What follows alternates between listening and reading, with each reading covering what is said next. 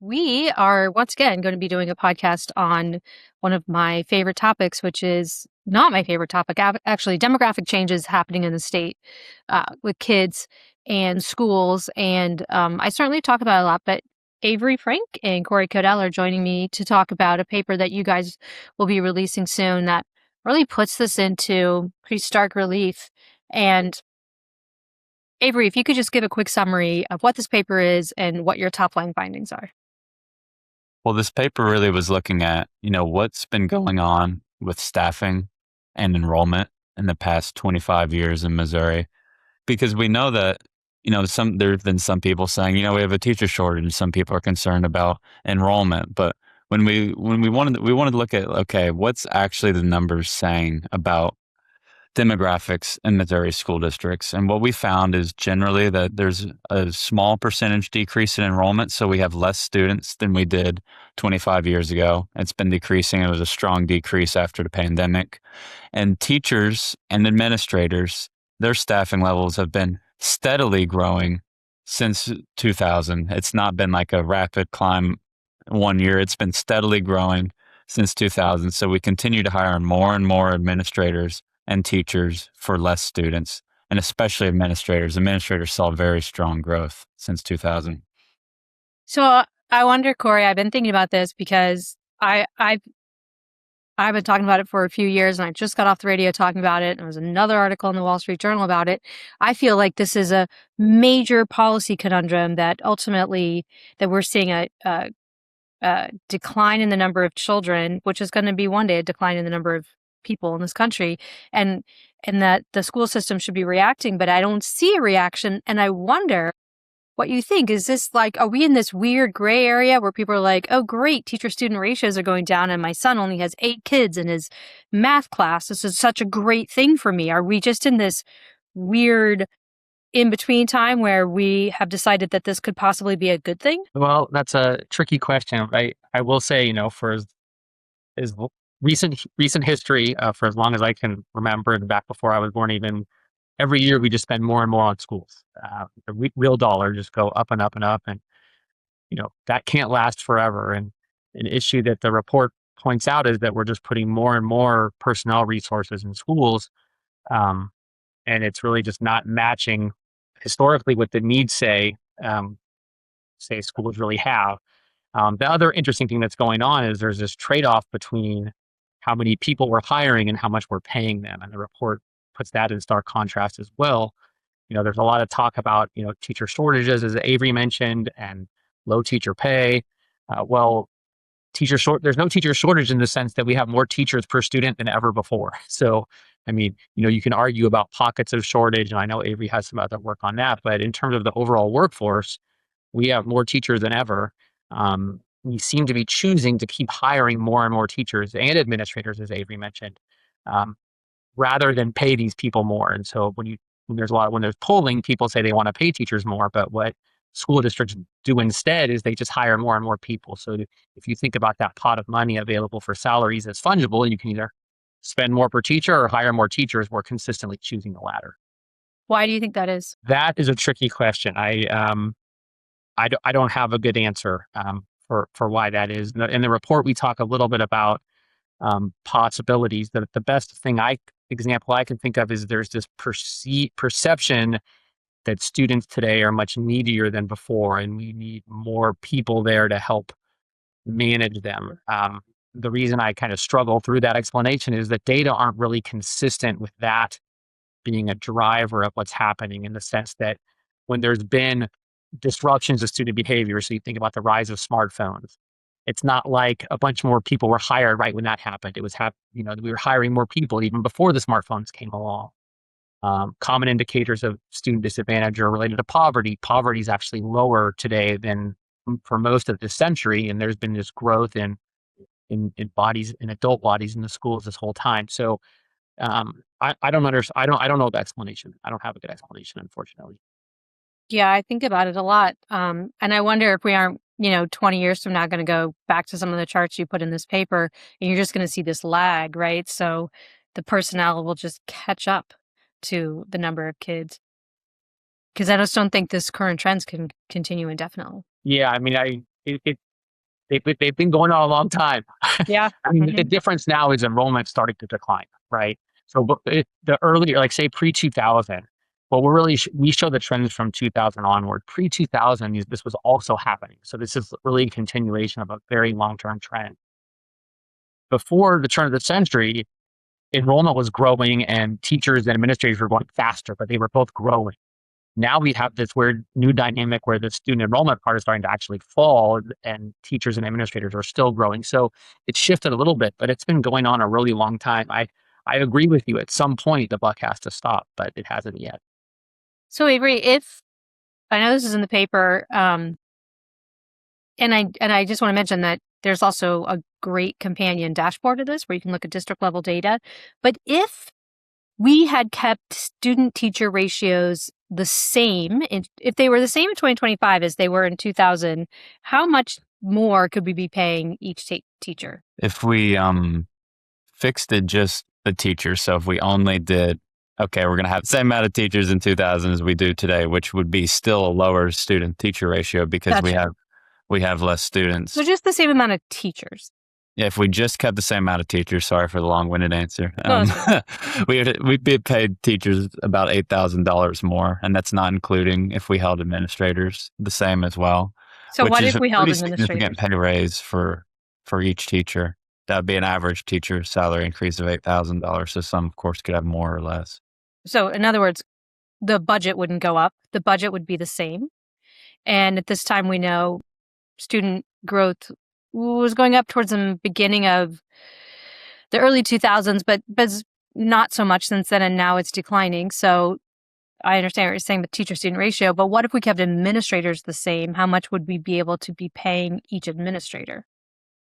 If we kept administrators the same, it'd be about a $2,000 raise if we kept them the same from 2000. Now, of course, there would be some pushback on the fact that, we've had some special education increases, which have called for more administrators, or we've had some things that do require some administrators.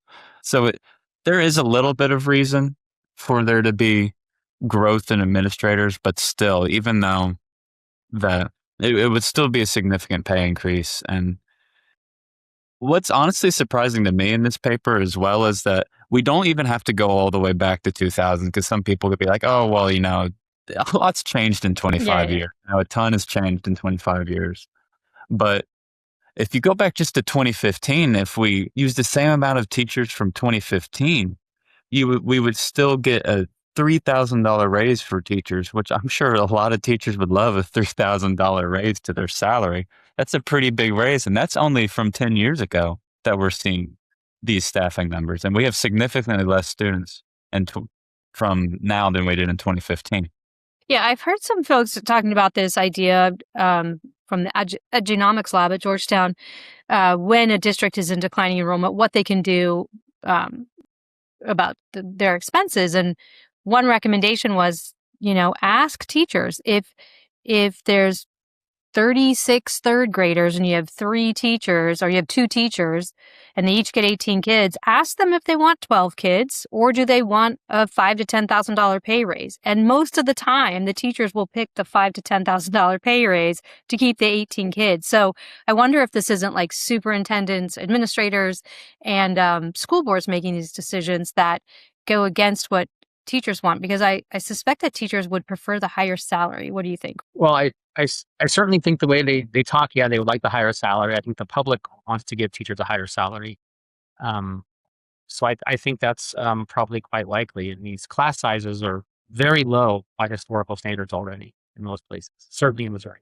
And I wonder what will happen. The governor a couple of years ago appointed a task force to look into how we could change the way the state funds schools, the state portion, which is about half of state funding.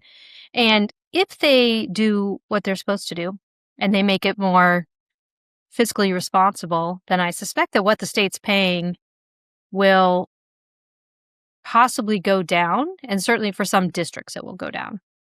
And I wonder if that will be the wake-up call where they realize that in a world that's based on reality, where money doesn't just keep going up every year, you have to make trade-offs instead of just assuming that there will always be more money in your account. What do you think, Cory? Yeah. So my reaction to that is, the flip side of that is without any constraints on funding, of course, they're just going to keep overbuying resources, right? The school district has no incentive to sit there. What are they supposed to do? Just sock money aside and do nothing with it? They're going to spend it. So I do think at some point we're going to hit a fiscal wall here and have to make some tough choices. And we just haven't had that happen yet. I will say I'm a little more skeptical than you about the politics of actually reducing spending in some of these districts. I mean, at some point, at least the growth in spending has to stop. We just can't afford it. Right. But as you know, I mean, and you know this, it's going to be a big political fight to do anything to rein in the spending in schools. Our paper talks about, there is some probably legitimate bureaucratic bloat that is happening in some of these school districts, giving people jobs to be part of the education bureaucracy. But there's also, there's some more reasons, there's some other explanations, as we mentioned earlier, where maybe special education, they're hiring more people or whatever. So I think it would be very interesting. That's kind of what this paper really wants to do. We want to put the information out there. That's why we do, district by district reports on how much their growth is, because it's like, maybe a teacher from Rockwood could look and see this huge growth in administrators and be like, that's not right. There's no reason for administrators to grow X amount of percent. Like, I think that's what one of the strengths of this paper that we've written is that it gives people information to look at their own individual district and be like, this isn't right. We don't need this many administrators. What's going on here? Yeah, I agree. I wonder, though, if it isn't an artifact of the fact that the teaching career path is kind of limited, right? So if you want to advance as a teacher, generally they go to administration because we don't have it set up with lead teachers and like some other countries do. We just you're on your step and ladder until you join administration. And if you're sort of a gung-ho teacher, that might be where you have to go. And maybe that's why we see the increase in administration. I will say that you broke this out by locale, and the suburban school districts kind of surprised me because they've had almost a 50% increase in the number of administrators since 2000. 50%. We don't have more suburban districts that I'm aware of, right? So, that one kind of surprised me. Yeah, there's been really large increases. But Susan, I do want to push back. I want to push back a little bit on what you said about, we lack this career path for teachers, so they want to be administrators. It is quite a jump in economic logic to then say, we will just have more administrator jobs. Just because people want certain jobs doesn't mean they're going to exist. Certainly in a well-functioning market, that would never happen. It couldn't survive competition. But the idea that we're just sort of creating these extra administrative jobs because people want them is inefficient. And, if that were true, that would be a big source of spending inefficiency. So what do you think it is? Look, I don't know. I think Avery makes a good point that there are, more and more administrative rules and regulations on schools they have to respond to. And, someone could argue that's a legitimate reason to need more administrators. I would push back on that as well and say maybe we should just cut back on all of the regulations and red tape we're putting on all these schools so we have fewer administrators. If the schools could function 25 years ago with so many fewer administrators, there's a lot of people today, myself included, that went to school that it seemed fine. Why do we have to add all of this stuff? Is it really doing any good, or is it just a bunch of make work that then all the taxpayers are stuck footing the bill? Yeah. So you guys are going to have a dashboard on the Show Me Institute website that allows people to look at each district and see how their enrollment, number of teachers, number of support staff, and number of administrators has changed. But I will also make a plug for most school rankings and our finance data, because when I look at that at the district level, I'm with you, Cory, where I see a lot of spending categories like marketing, legal, a lot of things that I assume are either growing or new that districts used to manage without that amount of what looks like red tape to me. And then you need people to management and also to manage it and also reporting. But I'm kind of surprised you've looked at this, Avery, how funding has shifted from instruction to support, right? Yes. I think this is off the top of my head. I believe it was like 49% in 2013 for instruction. And now today it's about 42%, while support services is just a few percentage points below it, because you have non-instruction and support growing and you have support services growing, and our share of instructional expenses continue to go down. And, it's a very interesting trend, to be honest. And At the same time that that's happening, our student to teacher ratio is about 12, which is below, the national average is 15. So it's like we have more teachers per student, but we also have more administrators, and we're also spending a higher percentage of share on administrators. So there's a lot of different interesting trends that are going on in Missouri schools. And I do think the reevaluation of the funding formula in general will have to make us answer a lot of really hard questions, because there are a lot of abnormalities in our spending. And certainly in the midst of this personnel boom, we haven't seen any boom in test scores. Right? I mean, to say that Yep, we needed that's this right. many people, that's a tough argument to make, because we've been flat and declining when it comes to test scores. But I think that this is great insofar as like putting the information in front of people so that we can reevaluate what we're doing. And maybe we can't reevaluate 520 districts, but the fact is that people are making choices. Boards and administrators making choices. And what they're choosing is to hire more people instead of paying their existing people more. And that is just a fundamental trade-off. And I'm not sure that people realize it's being made, especially the people that are directly impacted by it. And I think it's worthwhile to put it out there, because I feel like the teachers are the ones kind of getting the short end of the stick. If I remember correctly, on a inflation-adjusted basis, teacher salaries have gone down. Is that right in the state? Yep, that's correct. So in fact, teachers are taking this like pretty negative situation as a trade-off for having more teachers. And I think either bring them to the table to participate in those decisions, that decision making, or hold school boards and administrators more accountable. Do you think pensions plays into this at all, Cory? So I don't. Before I get to the pensions question, I Yes. want to come back to you mentioned teachers are bearing the brunt of this and the lower salaries. I also think we're all bearing the brunt of it. Depends on how you think things work. But my view, I would rather elevate the prestige of the teaching profession, and by paying more, making it a more professional job where teachers can go in and teach and do what they're supposed to do. I think that benefits everybody and will lead to stronger schools for everybody. And kind of depends on your view of the world and how you think this functions. But just hiring a bunch more people at low pay, it's not obvious that's the best way to have strong schools. So it's not just the teachers; it's all of us that are potentially being harmed by this trade off.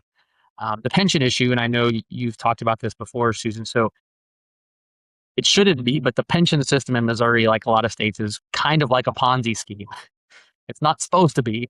Every cohort is supposed to self-fund their pensions, but the way these plans work is they end up accruing debt, and then newer generations of teachers have to pay down that debt as they're going through the workforce, and that's been going on for decades. So you could argue that this is all a big master plan of teacher unions or someone who understands that they just need more bodies to pay the pension debt.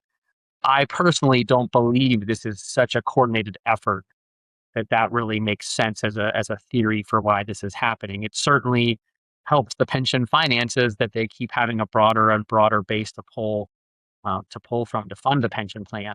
I would also add for teachers in the pension plan, they shouldn't care one way or another. It's not they don't need more teachers to pay their pensions. Their pensions are going to get paid regardless. I mean, unless the districts in the state go bankrupt, it's a guaranteed benefit. They're going to get the money one way or another. So it's kind of a convoluted argument to get there on the pensions, in my opinion.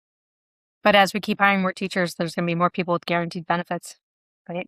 Sure. No, Going to yeah. get more expensive.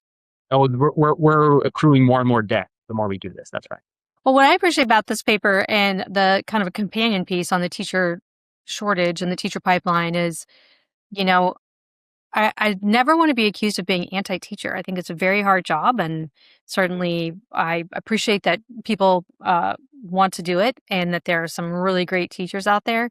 But I think that these papers are so important on shining light on the fact that we could be talking about it in a more nuanced way, which is just to say, like, we either support teachers or we don't support teachers. We support teachers with good information, like what's happening to their salaries and what uh, is there really a shortage or not a shortage, so that we can all better understand the profession. Because I think right now it's just held up as this weird thing where altruistic people take low salaries for the hardest job in the world. And I just don't think that that's a good description of what's going on there. Yeah, I'm glad you said that. Yeah, I don't think depending on altruism is a good model for such a big portion of the workforce, like you said. And you have this idea that if you raise any issues with how the market's functioning, you're anti-teacher. I just don't think that makes sense. I personally, the first thing I would want to do out of this is pay teachers more. And I'm sitting there looking at a pot of money that could be used to do that, and we're not. And I also recognize the practical reality. There's not a big money dump coming in the future. And like you had mentioned earlier in the Yeah. podcast, we may have to have spending cuts. And what are we going to do? So I do think this is not an anti-teacher issue, but it's like, let's have a thoughtful discussion about how to manage the teacher workforce and get good people in classrooms and keep them there. Yeah, well, that's great. I appreciate it, you guys, for coming on and talking about it. And I'm sure a lot of people look forward to reading the papers, both this one on the personnel boom and the one on the teacher pipeline and the personnel boom data dashboard. That'll be on the Show Me Institute website. Thanks so much. Thanks for having us. Thanks, Susan.